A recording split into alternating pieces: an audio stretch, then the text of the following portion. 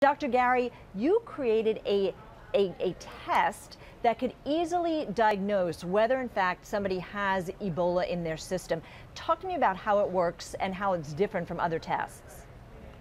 Well, one of the problems with the situation in West Africa, and we also saw that in the case of the Dallas patient, was the long delay between actually being able to identify symptoms and then to know if that person has Ebola or not.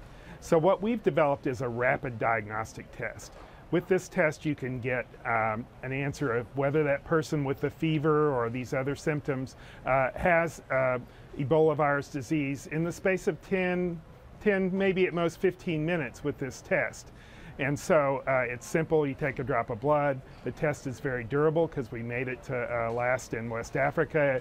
It has to stand up to ambient temperatures in the environment of 100 degrees or so all the time. So we think a test like this could make a big difference, not only in controlling the outbreak, but it's needed here in the U.S. and other places around the world as well. Is this getting FDA approval now? What's the holdup if it works? Well, what we need to find out is, does it work in the field?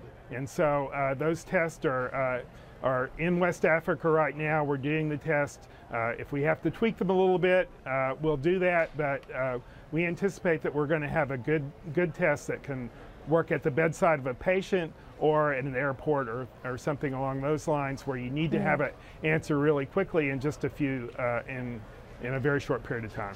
And that's an amazing point you bring up, and that is not just testing at hospitals, but also at airports, because obviously travel is such a big question right now.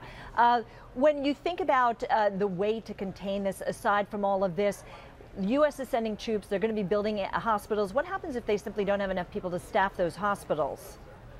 Well, that's going to be an issue, and we need to be able to move healthcare workers into these areas. We need to be able to control this outbreak with people on the ground. And technological things can help, but really it's a person and a logistical thing.